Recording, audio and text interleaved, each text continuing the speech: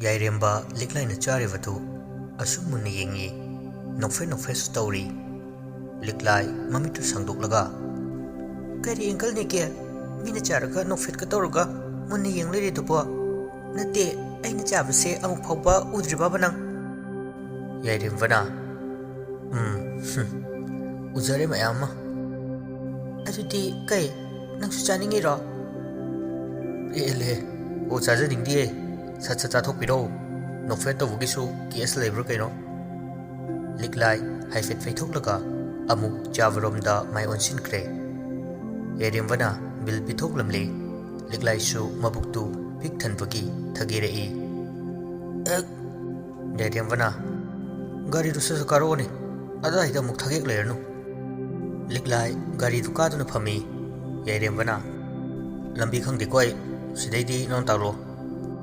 Jumdring adum thau ai hairake khongban thabromda jumdring paithamina sira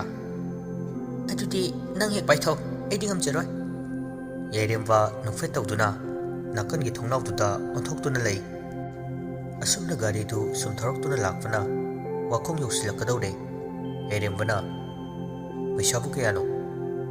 liklaina isi kontra mangani mabungna nahan nangna dabagi netondagi lawbane Ada nangna sendoi hapaga thinba muchat piriraba Haisak iwa chum labaman ba insang na pisu khara hapke inkhol da pan ba ai on la o herakpadaki chatpani driver nang leiri ngai sida bebar da gayanji la anu da asigi gate green machuna pan basiro hoi mani mapa da dum khamo kuina de legum siko ahing leki dawre aidi Yairembana asangu machugi palifu gate adugi mapada gari du khami anidu gari dagi kumthaduna gate tu hanglaga change hek tawbaga kapnava lawnava tawfugi phi angu setpa mayam ama mari changlak livudu ui Yairemba tapna machinda soli kadu wayar jano moi soisina mo liklaina kaidawre chango athaya leple ranu natu aton bika leibraba Yairemba perprap changaktuna phaina liklai di yingduna mang thana gam launa chatkhalakli nang ngamai bema ai khatna fum moina hek tawraduna mo chana dawba nupi na te lohong jingai to khawda yaroi dori liklai da paisilai Yairemba gi mangda lepsenduna kari bauchkido Yairemba hairap makok tu khotuna khonjel na bengul mukhawi mana sin maro na singliba sa dagi heli Tawnu nipa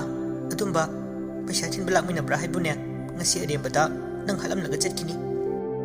Yairemba mamitu fakchilaktuna usitana hatpiro he masamnena loi hek phoining asi aini ikaraktana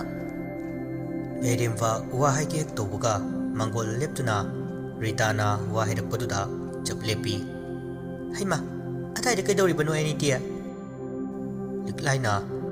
namai popni na hauri na ngasi Liklai paina ga yinglamlaga Rita gi manakta changsilai Ritana kanano nanggalak minari banu pasina Liklai Rita nangang livadu tadna mangol gi nakanda sangna thaduna thamliwa sofa manaktuda changsinduna phamthaki oi matakaro sida phamula atombi macha dauna tawleranu nayum yobukane ainaka thabak chitminasi hairaga phubide kaina namada pau tamuni seran duran Yairemba sauningna liklai di yengi Ritana masi ngang chidiba wadu haina Yairemba de yengai mikup asida Rita tu chungkiwa khangaude ngakpaga kaika pasinaduna jagob Yairemba de yengi liklai amuksi laurae atai da dom lepaga leirage haibro Liklai gi khonduda Rita gi mamangda Yairembadu ikairap tawi prap tungliwa khumap tu lakthoklaga changsinduna masu sofa nakanda famthai Rita tingak Yairembada yengduna machil tapna sonjana kaurei ꯄꯨꯟꯁꯤꯕ ꯂꯤꯛꯂꯥꯏꯅ ꯅꯤꯇꯣꯟ ꯀꯩꯗꯧꯔꯦ ꯀꯥꯏꯗꯒꯤ ꯄꯨꯟꯁꯤꯕꯅꯣ ꯑꯃꯨꯛ ꯀꯣꯠꯁꯤꯜꯂꯛꯏꯁꯤꯅ ꯔꯤꯇꯥ ꯃꯁꯥꯗꯨ ꯀꯤꯕ ꯑꯃ ꯌꯧꯁꯤꯜꯂꯛꯑꯦ ꯌꯥꯏꯔꯦꯝꯕꯕꯨ ꯎꯕꯗ ꯇꯞꯅ ꯂꯤꯛꯂꯥꯏꯒꯤ ꯃꯅꯥꯛꯇ ꯆꯪꯁꯤꯟꯗꯨꯅ ꯃꯥꯁꯨ ꯐꯝꯃꯤ ꯃꯤꯀꯨꯞ ꯈꯔ ꯌꯥꯏꯔꯦꯝꯕꯗ ꯌꯦꯡꯉꯤ ꯔꯤꯇꯥꯒꯤ ꯃꯑꯣꯡꯗꯨꯗ ꯌꯥꯏꯔꯦꯝꯕ ꯀꯔꯤꯅꯣ ꯍꯥꯏꯕꯒꯨꯝ ꯋꯥꯍꯪ ꯍꯪꯖꯩ ꯃꯁꯥ ꯃꯊꯟꯇ ꯔꯤꯇꯥ ꯇꯞꯅ ꯏꯕꯨꯡꯉꯣꯒꯤ ꯃꯤꯡꯕꯨ ꯀꯔꯤ ꯀꯧꯕ ꯌꯥꯏꯔꯦꯝꯕ ꯅꯣꯛꯐꯦꯠ ꯇꯧꯗꯨꯅ ꯌꯥꯏꯔꯦꯝꯕ ꯀꯧꯏ ꯅꯦꯇꯣꯟ ꯂꯤꯛꯂꯥꯏ ꯔꯤꯇꯥꯒꯤ ꯇꯝꯄꯥꯛꯇꯨꯗ ꯁꯦꯠ ꯂꯥꯎꯅ ꯊꯥꯗꯨꯅ ꯈꯪꯗ꯭ꯔꯦꯍꯦ ꯑꯩꯈꯣꯏ ꯅꯦꯇꯣꯟꯁꯤꯗꯤꯕ ꯏꯃꯥꯒ ꯄꯥꯕꯨꯡꯒꯅ ꯑꯩꯒ ꯂꯨꯍꯣꯡꯅꯕ ꯍꯩꯅ ꯁꯤꯡꯅꯗꯅ ꯊꯝꯃꯦ ꯍꯥꯏꯕ ꯅꯨꯄꯥꯗꯨꯅꯤ ꯔꯤꯇꯥ ꯑꯃꯨꯛꯀ ꯍꯦꯟꯅ ꯉꯛꯅ ꯂꯤꯛꯂꯥꯏꯗ ꯌꯦꯡꯉꯤ ꯀꯔꯤꯒꯨꯝꯕ ꯋꯥꯔꯤ ꯑꯃꯗꯤ ꯃꯅꯨꯡꯗ ꯐꯨꯝꯗꯨꯅ ꯂꯩꯔꯦ ꯆꯤꯡꯅꯕ ꯑꯃꯁꯨ ꯌꯥꯎꯗꯨꯅ ꯍꯪꯉꯛꯏ ꯑꯗꯨꯗꯤ ꯇꯥꯏꯕꯪꯉꯣ ꯁꯟꯖꯣꯏꯒꯤ ꯃꯆꯥꯅꯨꯄꯥ ꯑꯇꯣꯝꯕ ꯄꯤꯛꯂꯤꯉꯩꯗꯒꯤ ꯗꯦꯜꯂꯤꯗ ꯂꯩ ꯍꯥꯏꯕꯗꯨ ꯅꯠꯇ꯭ꯔꯣ ꯌꯥꯏꯔꯦꯝꯕ ꯅꯣꯛꯐꯦꯠ ꯇꯧꯗꯨꯅ ꯑꯗꯨꯃꯛ ꯈꯨꯝꯃꯛꯏ ꯃꯤꯅ ꯋꯥ ꯑꯃ ꯍꯪꯕꯗ ꯅꯣꯛꯐꯦꯠ ꯇꯧꯕ ꯍꯥꯏꯕ ꯒꯨꯜ ꯑꯁꯤꯅ ꯃꯥꯒꯤ ꯍꯩꯅꯖꯕꯤꯅꯤ ꯃꯥꯅꯤ ꯅꯦꯇꯣꯟ ꯔꯤꯇꯥ ꯁꯣꯔ ꯑꯁꯥꯡꯕ ꯑꯃ ꯍꯣꯟꯊꯔꯒ ꯀꯔꯝ ꯀꯥꯟꯗ ꯊꯣꯔꯛꯏꯕ ꯅꯪꯗꯤ ꯌꯥꯏꯔꯦꯝꯕꯅ ꯊꯥ ꯐꯥꯗ꯭ꯔꯤꯗ ꯅꯦꯇꯣꯟ ꯃꯃꯥꯡꯒꯤ ꯗꯦꯠ 14ꯗ ꯊꯣꯔꯛꯄꯅꯤ ꯔꯤꯇꯥꯅ ꯑꯣ ꯑꯩꯗꯤ ꯃꯁꯛ ꯈꯪꯂꯨꯗ꯭ꯔꯦꯗꯅ ꯄꯤꯛꯂꯤꯉꯩꯗꯒꯤꯁꯨ ꯃꯄꯥꯟ ꯂꯝꯗ ꯂꯩꯔꯛꯄꯒꯤ ꯀꯌꯥ ꯊꯣꯏꯅ ꯅꯪꯕꯨꯗꯤ ꯈꯪꯗꯦꯗ ꯑꯗꯨꯕꯨ ꯅꯌꯥꯝꯕꯕꯨꯗꯤ ꯃꯁꯛ ꯃꯨꯟꯅ ꯈꯪꯏ ꯔꯤꯇꯥꯒꯤ ꯋꯥꯗꯨꯗ ꯃꯣꯃꯣꯟ ꯅꯣꯛꯆꯩ ꯌꯥꯏꯔꯦꯝꯕ ꯂꯤꯛꯂꯥꯏꯅ ꯄꯩꯁꯥ ꯂꯧꯊꯣꯛꯂꯒ ꯔꯤꯇꯥꯗ ꯄꯤ ꯔꯤꯇꯥꯅ ꯏꯍꯦ ꯑꯩꯗꯤ ꯆꯥꯒ ꯀꯥꯎꯔꯨꯔꯦꯗꯅ ꯋꯥꯔꯤꯗ ꯁꯨꯝ ꯁꯥꯔ ꯂꯩꯔꯤꯉꯩꯗ ꯏꯕꯨꯡꯉꯣ ꯉꯥꯏꯍꯥꯛ ꯐꯝꯃꯝꯃꯨ ꯅꯦꯇꯣꯟ ꯆꯥ ꯂꯣꯜꯂꯨꯒꯦꯀꯣ ꯌꯥꯏꯔꯦꯝꯕꯅ ꯌꯥꯔꯅꯤꯌꯦ ꯅꯦꯇꯣꯟ ꯆꯥꯛ ꯇꯣꯛꯄꯒꯅꯦ ꯂꯥꯛꯏꯁꯦ ꯀꯥꯏꯗꯒꯤ ꯆꯥꯒ ꯊꯛꯅꯤꯡꯕ ꯄꯣꯛꯇꯦꯗ ꯑꯗꯨ ꯅꯦꯇꯣꯟ ꯀꯔꯤꯅꯣ ꯊꯪꯅꯕꯗ ꯀꯞꯅ ꯂꯥꯎꯅꯕꯒꯤ ꯃꯈꯣꯜ ꯃꯌꯥꯝ ꯑꯃ ꯇꯥꯔꯤꯁꯤꯕꯣ ꯐꯤꯉꯧꯒ ꯁꯦꯠꯄ ꯃꯤ ꯃꯌꯥꯝ ꯑꯃꯁꯨ ꯀꯞꯅꯗꯅ ꯆꯪꯉꯛꯏ ꯁ꯭ꯋꯥꯏꯁꯤ ꯃꯤ ꯂꯩꯇꯕꯒ ꯌꯥꯎꯕ꯭ꯔꯣ ꯔꯤꯇꯥ ꯅꯨꯡꯉꯥꯏꯇꯅ ꯌꯥꯎꯋꯦ ꯏꯕꯨꯡꯉꯣ ꯑꯣꯟꯊꯣꯛꯅ ꯊꯤꯅ ꯅꯨꯡꯉꯥꯏꯇꯕ ꯊꯧꯗꯣꯛꯅꯤ ꯌꯥꯏꯔꯦꯝꯕ ꯄꯤꯁꯨꯝꯗꯨ ꯅꯛꯁꯤꯟꯅꯗꯨꯅ ꯔꯤꯇꯥꯗ ꯌꯦꯡꯉꯤ ꯀꯔꯤꯒꯨꯝꯕ ꯋꯥ ꯑꯃ ꯍꯥꯏꯕꯗ ꯃꯁꯥꯗꯨ ꯀꯌꯥ ꯁꯤꯔꯤꯌꯁ ꯑꯣꯏꯗꯕꯅꯤ ꯃꯤꯅ ꯅꯨꯡꯉꯥꯏꯇꯕ ꯎꯕꯗꯨꯗ ꯃꯁꯥꯗꯨ ꯅꯨꯡꯉꯥꯏꯖꯔꯝꯗ꯭ꯔꯕꯁꯨ ꯃꯆꯤꯜ ꯊꯣꯛꯅ ꯅꯨꯡꯉꯥꯏꯇꯦ ꯍꯥꯏꯗꯨꯅ ꯍꯥꯏꯕ ꯃꯤꯗꯤ ꯅꯠꯇꯦ ꯑꯗꯨꯕꯨ ꯃꯁꯥꯗꯨ ꯀꯔꯤꯒꯤꯅꯣ ꯍꯥꯏꯕꯗꯤ ꯈꯪꯖꯗ ꯈꯪꯅꯤꯡꯕ ꯍꯪꯅꯤꯡꯕ ꯂꯥꯡꯇꯛꯅꯕ ꯑꯃꯗꯤ ꯄꯣꯛꯍꯜꯂꯤ ꯔꯤꯇꯥ ꯋꯥ ꯈꯪꯕꯤ ꯑꯃꯒꯨꯝ ꯋꯥꯗꯨ ꯃꯔꯤ ꯃꯔꯤ ꯁꯝꯗꯔꯛꯏ ꯌꯥꯏꯔꯦꯝꯕ ꯃꯁꯥꯅ ꯃꯥꯅ ꯌꯥꯝꯅ ꯈꯪꯅꯤꯡꯕ ꯑꯃꯒꯨꯝ ꯃꯃꯥ ꯃꯄꯥ ꯃꯆꯥ ꯃꯈꯣꯏ ꯑꯍꯨꯝꯗ ꯂꯩꯖꯕꯅꯤ ꯊꯧꯗꯣꯛ ꯑꯃꯗꯒꯤ ꯃꯆꯥꯗꯤ ꯂꯩꯈꯤꯗ꯭ꯔꯦ ꯇꯧꯕꯇꯕꯨ ꯄꯣꯠꯂꯣꯏꯈꯤꯗꯦ ꯑꯁꯤꯕ ꯍꯛꯆꯥꯡꯗꯨ ꯈꯣꯡꯅꯥꯡꯈꯣꯡ ꯑꯃꯒꯤ ꯃꯈꯥꯗ ꯐꯨꯝꯈꯤꯕꯅꯤ ꯉꯔꯥꯡꯁꯦ ꯃꯃꯥꯗꯨꯅ ꯊꯧꯔꯤ ꯌꯥꯜꯂꯝꯃꯤ ꯃꯄꯥꯗꯨꯅ ꯂꯧ ꯍꯤꯗꯥꯛ ꯊꯛꯂꯒ ꯁꯤꯔꯝꯃꯤ ꯑꯗꯨꯅ ꯃꯌꯥꯝꯅ ꯃꯈꯣꯏꯒꯤ ꯃꯊꯧ ꯃꯉꯝ ꯄꯥꯡꯊꯣꯛꯄꯅꯤ ꯑꯗꯨꯒꯤꯅꯤ ꯌꯥꯏꯔꯦꯝꯕꯁꯨ ꯋꯥꯔꯤ ꯇꯥꯔꯨꯕꯗꯒꯤ ꯅꯨꯡꯉꯥꯏꯇꯕ ꯄꯣꯛꯆꯗꯨꯅ ꯑꯣ ꯅꯨꯡꯉꯥꯏꯇꯦꯗ ꯔꯤꯇꯥꯅ ꯃꯤꯑꯣꯏꯕ ꯍꯥꯏꯕ ꯑꯩꯈꯣꯏꯁꯦ ꯑꯁꯤꯅꯤ ꯅꯣꯡꯃ ꯅꯠꯇ꯭ꯔꯒ ꯅꯣꯡꯃꯗꯤ ꯁꯣꯏꯗꯅ ꯁꯤꯒꯗꯕ ꯉꯥꯛꯇꯅꯤ ꯑꯍꯥꯟ ꯑꯀꯣꯟꯒꯤ ꯋꯥ ꯈꯛꯇꯅꯤ ꯑꯗꯨ ꯏꯕꯨꯡꯉꯣ ꯅꯪꯅ ꯉꯁꯥꯏ ꯌꯨꯝ ꯑꯁꯤꯗ ꯆꯪꯉꯛꯄꯗ ꯀꯅꯥꯒꯗꯤ ꯊꯦꯡꯅꯔꯛꯏ ꯍꯥꯏꯕꯗꯤ ꯅꯉꯣꯟꯗ ꯃꯨꯟꯅꯒ ꯌꯦꯡꯉꯛꯄ ꯃꯤ ꯌꯥꯎꯕ꯭ꯔꯣ ꯔꯤꯇꯥꯒꯤ ꯋꯥꯍꯩꯗꯨꯗ ꯌꯥꯏꯔꯦꯝꯕ ꯃꯁꯥꯗꯨ ꯌꯥꯝꯅ ꯆꯤꯡꯅꯕ ꯄꯣꯛꯂꯛꯂꯤ ꯑꯗꯨꯕꯨ ꯌꯥꯝ ꯆꯝꯅ ꯈꯨꯝꯂꯛꯏ ꯀꯅꯥꯝ ꯊꯦꯡꯅꯔꯛꯇꯦꯗ ꯅꯦꯇꯣꯟ ꯌꯦꯡꯁꯨ ꯌꯦꯡꯉꯛꯇꯦ ꯂꯤꯛꯂꯥꯏꯅ ꯅꯣꯏ ꯋꯥꯔꯤꯁꯦ ꯌꯥꯝ ꯋꯥꯔꯦ ꯑꯩ ꯊꯨꯞꯆꯜꯂꯣ ꯅꯦꯇꯣꯟ ꯑꯩꯈꯣꯏꯁꯨ ꯆꯠꯅꯕ ꯇꯧꯔꯒꯦ ꯊꯕꯛ ꯌꯥꯝ ꯂꯩꯍꯧꯔꯤ ꯌꯨꯝꯗ ꯂꯦꯖꯦꯟ ꯁꯥꯟꯅꯔꯨꯗꯣꯏꯅꯤ ꯂꯤꯛꯂꯥꯏꯒ ꯌꯥꯏꯔꯦꯝꯕꯒꯁꯨ ꯆꯠꯅꯕ ꯁꯦꯝ ꯁꯥꯏ ꯀꯔꯤ ꯑꯦꯟꯁꯥꯡ ꯅꯥꯄꯤ ꯈꯔ ꯔꯤꯇꯥꯅ ꯍꯥꯞꯄꯤꯔꯛꯏ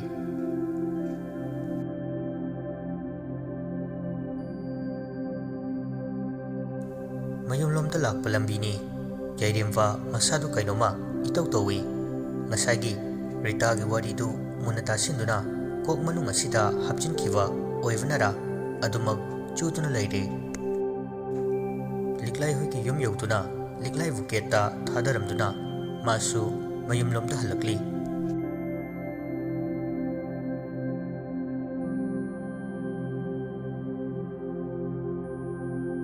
ꯅꯨꯃꯤꯗꯥꯡꯒꯤ ꯃꯇꯝꯅꯤ ꯆꯥꯛ ꯆꯥꯅꯕꯒꯤ ꯃꯌꯥꯝꯕꯒꯤ ꯀꯥꯗ ꯊꯣꯡꯗꯨ ꯍꯥꯡꯗꯨꯅ ꯆꯪꯂꯛꯏ ꯑꯗꯨꯕꯨ ꯃꯌꯥꯝꯕꯗꯤ ꯂꯩꯔꯝꯗꯦ ꯆꯥꯛ ꯂꯣꯏꯔꯦ ꯍꯥꯏꯗꯨꯅ ꯀꯣꯏꯀꯧ ꯀꯧꯏ mayambana sukum khumlaktabuda kaduda thoki hek tobuga upu amagi makhada pictru pikpa chafu macha amakhak cheptun leiribadu hek urure kadai dagi chafuna haiduna wakhal khanduna sangshinduna makhuna pairaga yingi phi angauba amakhakna chafu macha adubu khumjillaga leire lang ahingba amanasu yam kanna chena kidun thamli yairembadi khangjedabanina chafudu nakanda mukchep nakan amada mukchep koyon onduni yingi kadai dagi chafu macha no torisina phi naga suma khumoinaga su khumdine manungsida kari yaurjano koka ga su taurisibo manadu thangjinduna chafu macha du thakha amu oli manungsida chandira kaino masu yauri malini amtabu yenge masadu thausawa sadana lang ahingbadu thadatuna mukhum khumliwa phi angobadu lauthoi manin oi kai oi chafu macha dudagi wang launa amuba maikhu khara paithurei yairemba machinda sodi as chemical hapa chafu oira malini taurise makut khudom biduna manungduda otuna mukingi tingkhang macha amaga lupa chapi amaga yauduna leirami cheng maru ahum amasu yauri thok mok tare sidi makhum gadu fajana khumjindavi phi angubaduga lang atatpaduga chafu manungduda namjitkiduna hanagi upu makhaduda injinduna thamki hogatuna kadudagi thoke hek tobuga kagi maidu khamut mutki yairemba machindu sugalaga manipur gi mai vip mai haido si oire ko as aigi phone si su yaruktene amumba sida kamai tawne makutuna mama duna thongmanak adu fauba thoraknava tawri tablappa khonjel amana yairemba gi mana kongda sonthangnana kawbudu tahalaki tata yairemba chaplepi masamana chap chap yungi tusu khyau launa chungi kaino hujikidubo khonjeldu amukasu ningamdana hairei aina kawbase khambira roitrada yairemba khonjel kalapna karano ai khangdrabo yairemvana yare ke dorge khairanu amambasida butki prenga tobiranu kirani kaina tawrido aina ithunda faw hapide khonjeldu tumina laikre yairembagi asigumlapa wangang asina sut launa kapagi oina khonjel tahalai handak mukti yairemba saurapna but sasinava khomoraya malhe kariba oimagi da pitrun tawbudo sut kaplambadu tumina laikiduna khek launa nokhlai yairembana rasido iyaw yawde noi nen tawrido thorone aingonda muk khai leranu achikpa duda hangdoktuna thamlifa thongnau singadu nungsit asaba oina wang launa sichilai mathanta thongnau singdu ge launa hangdok hangjin sanarei yairemba kiramdabadu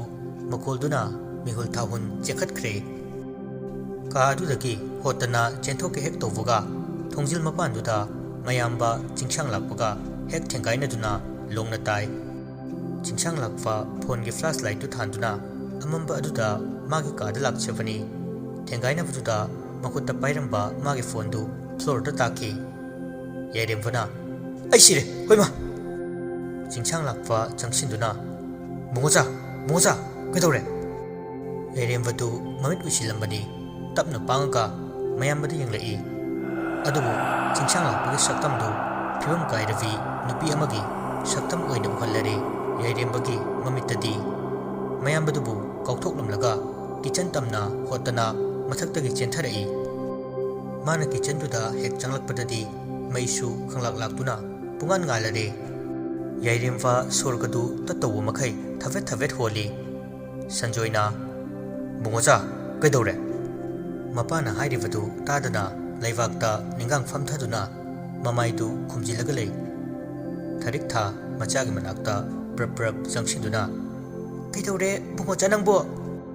yairemva mamaida khumjiliva makuttu tamna lauthoklaga pakhatna mamada wahijagi tawjai adubu thongjildagi singshang lakpana wa haina changlakpa du ubada kirup tawna mayambada yengi singshang lakpana singang si ngaurup kaino aibu kauthomaga chenkhimi sono thungaba karino changsilaktuna mapagi nakanda nakna chair ama chingthoklaga famthai yairemwa wadi ngangde mayambada kirup kirup tawna yenglifadu mitingfam hongde masamana ifa fana ikengtana masa pumba yomduna angobu fizolna fidol yomna chingkatuna makhong leivak tatana mayambagi maningda lepliva nupi adudani mani yengliva pakhat thukatpa kaya amana masadu wa fawu fajana haijaba ngamjadre kivnadi masa pumba chengkhaivadawna khaikhravani thariktha masu ningang phumlambani makhada tapna hukalaga chak ising thidoknava hotnari tharikthana chak loire aina nang kauru sona thakibani mai mutkibaduda hotana chinsile ibani chingsang lakpana thongjinda aiga thingainei angang ni kaina aiga kauthoklamaga chengkhriwani yairemwa masapumba tasilai ngangnari buwadu mangondadi tasandre chumdring yingduna lei tharikthana haima kidore amu phamledi duna chak thide chana bahugalo yairemwana ima tajogi maningda kananam leire asi haiduna makhut khudom biduna thilli thariktaga sanjoigasu pakhana yingi jingsang lakpugi maningda kana leivnu haiduna adubu kana su ude tharikta saurapna wathi warem tawleinu choitrang patrang khanadabda saksa seugalo ima asengbare kananum leire tu aingonda mit khana yingai tharikta do prap laktuna yairembabu chingkhatli khudang paiduna aduga chair ama chingthoklaga phamhali tharikthana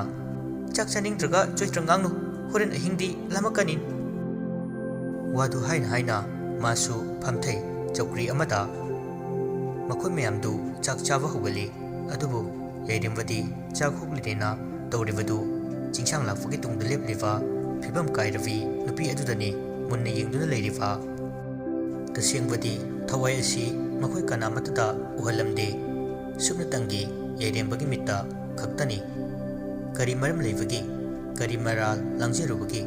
asigumba hainadava uhaningdava phibam asibu magi mamitta uhalivano haiduna wakhalda khanjai mama mapa mayamba makhoi ahumna karisu leite ude hairabasu yairemwadi thajava ngamde amuksu mathanta khali magi mitna seran turan masin maranggu moina uhalivra haina midhairab kuplaga mathang amu yenglakpadadi leiramdre masadu swailawi mayam chak chawa loinaduna magi mahi makut hamnaduna thoknakre tharikta mathanta chairi kholib mayamdu loisili konlik fenglikai talaktuda karigumba poma takivagum makhol tarei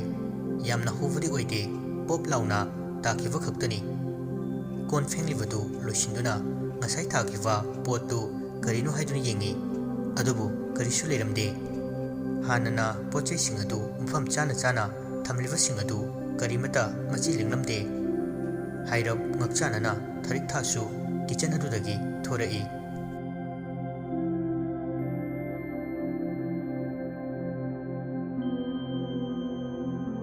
somda chingsang lakpagi kadni phonda wari tawri nupi amaga phajana thuptun thamliva blanket tu makhong kotkhatlaga khwang yewu fawba sukali ato dada aina haiba paisa do kamai tawdoino chingsang lakpana nangbu nahandasu aingodagi lising tara lokidangari daine nupi du kesinaduna adu loikhri ai somda achinba khara sijina thokreba adu piroi hairo chingsang lakpana pini piroi haibagi wa nateda arembada kanadavada paisa mayam sijinavado pamu bai wani is crorpati su pamuya thanga khangbro famna lakpa paisa na tebema khong cholaga chin choli haidana pauro amasu ipa ipugi leidizuni as paisa khata piu hairaga praman panthi tau leire ado handamukise kairi sijina doino hana hairamu nupidu pairaga wainana hairei ꯑꯩꯈꯣꯏꯒꯤ ꯅꯥꯎꯕꯒꯤ school fee ꯊꯤꯗꯣꯛꯅꯕꯅꯤ exam ꯃꯌꯥ ꯅꯛꯁꯤꯜꯂꯛꯏ ꯐꯤ ꯊꯤꯗ꯭ꯔꯗꯤ exam ꯍꯣꯠ ꯐꯝꯍꯜꯂꯣꯏ ꯍꯥꯏ ꯅꯪꯒꯤ ꯄꯩꯁꯥꯗꯣ ꯑꯩꯁꯨ ꯁꯤꯡꯕꯤꯅꯤꯌꯦ ꯂꯣꯏꯅ ꯅꯪꯅꯗꯕ ꯂꯩꯕꯒꯤ ꯑꯗꯨꯛ ꯍꯥꯏꯕꯅꯤ ꯄꯨꯔꯥ ꯃꯆꯤꯟꯗꯨ ꯊꯥꯔꯗꯤ ꯍꯧꯒꯗꯕ ꯅꯨꯄꯤꯅꯤ ꯅꯨꯄꯥꯗꯒꯤ ꯁꯦꯜ ꯈꯦꯠꯅꯕ ꯍꯣꯠꯅꯕꯗ ꯑꯣꯏꯗꯕ ꯑꯣꯄꯥꯔ ꯑꯃ ꯉꯥꯡꯕ ꯉꯝꯂꯤꯕꯅꯤ ꯅꯨꯄꯤꯒꯤ ꯄꯦꯠꯊꯕ ꯋꯥꯉꯥꯡꯗꯨꯗ ꯀꯦꯁꯟꯅꯔꯒ ꯍꯥꯏꯔꯛꯄ ꯑꯁꯤꯗ ꯀꯅꯥꯒꯤ ꯍꯨꯏ ꯁꯟ ꯐꯥꯎꯕ ꯂꯣꯏꯅ ꯄꯪꯊꯔꯛꯏ ꯆꯤꯡꯁꯥꯡꯂꯥꯛꯄꯅ ꯍꯣꯏ ꯍꯣꯏ ꯅꯥꯎꯕꯒꯤꯕꯨ ꯑꯣꯏꯔꯗꯤ ꯍꯌꯦꯡ ꯅꯪꯒꯤ ꯑꯦꯀꯥꯎꯟꯗꯨꯗ ꯍꯥꯞꯆꯤꯟꯕꯤꯔꯛꯑꯒꯦ ꯀꯩꯗꯧꯔꯒꯦ ꯅꯨꯄꯤꯗꯨ ꯍꯔꯥꯎꯅ ꯊꯦꯡꯀ꯭ꯌꯨ ꯗꯗꯥ ꯁꯣꯏꯗꯅ ꯑꯩꯅ ꯗꯗꯥꯒꯤ ꯄꯩꯁꯥ ꯃꯌꯥꯝꯗꯣ ꯁꯦꯟꯗꯣꯏ ꯍꯥꯞꯄꯒ ꯁꯤꯡꯕꯤꯅꯤꯗ ꯆꯤꯡꯁꯥꯡꯂꯥꯛꯄ ꯅꯣꯛꯐꯦꯠ ꯇꯧꯔꯒ ꯌꯥꯔꯦ ꯁꯤꯡꯕꯤꯗ꯭ꯔꯁꯨ ꯑꯗꯣ ꯄꯨꯡꯁꯨ ꯊꯦꯡꯉꯦ ꯍꯌꯦꯡꯁꯦ ꯑꯩ ꯊꯕꯛ ꯂꯩ ꯐꯣꯟ ꯊꯝꯃꯒꯦꯀꯣ ꯅꯪꯁꯨ ꯄꯣꯊꯥꯔꯣ ꯍꯣꯏ ꯗꯗꯥ ꯒꯨꯗ ꯅꯥꯏꯠ ꯁ꯭ꯋꯤꯠ ꯗ꯭ꯔꯤꯝ ꯍꯣꯏ ꯒꯨꯗ ꯅꯥꯏꯠ ꯀꯣꯜꯗꯨ ꯀꯛꯄꯒ ꯅꯥꯀꯟꯒꯤ ꯇꯦꯕꯜ ꯃꯊꯛꯇꯨꯗ ꯐꯣꯟꯗꯨ ꯊꯝꯃꯤ ꯍꯥꯏꯔꯞ ꯃꯁꯥꯗꯨ ꯅꯥꯀꯟ ꯑꯃꯗ ꯌꯥꯎꯍꯟꯗꯨꯅ ꯇꯨꯝꯊꯅꯕ ꯇꯧꯔꯤ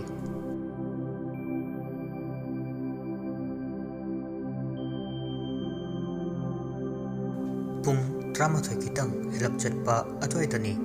ꯋꯥꯈꯜ ꯃꯆꯥ ꯑꯃ ꯈꯜꯂꯝꯕꯗꯒꯤ ꯆꯤꯡꯁꯥꯡꯂꯥꯛꯄꯁꯨ ꯇꯨꯝꯅꯤꯡꯕ ꯐꯥꯎꯔꯛꯂꯝꯃꯤ ꯇꯞꯅ ꯍꯦꯛ ꯎꯏꯊꯔꯛꯄ ꯇꯟꯖꯥꯗꯨꯗ ꯁꯨꯞꯂꯤꯕ ꯐꯩꯖꯨꯞꯇꯨ ꯀꯅꯥꯒꯨꯝꯕ ꯑꯃꯅ ꯆꯤꯡꯊꯕꯒꯨꯝ ꯇꯧꯔꯛꯏ ꯆꯤꯡꯁꯥꯡꯂꯥꯛꯄ ꯍꯩꯅꯗꯅ ꯑꯁ ꯀꯩꯅꯣ ꯇꯧꯔꯤꯁꯤꯅ ꯐꯩꯖꯨꯞꯇꯨ ꯑꯃꯨꯛ ꯐꯠ ꯆꯤꯡꯈꯠꯂꯤ ꯑꯃꯨꯛ ꯎꯏꯊꯔꯛꯄ ꯇꯟꯖꯥꯗꯨꯗꯅꯤ ꯐꯩꯖꯨꯞꯇꯨ ꯆꯤꯡꯊꯔꯛꯂꯤꯕꯗꯨ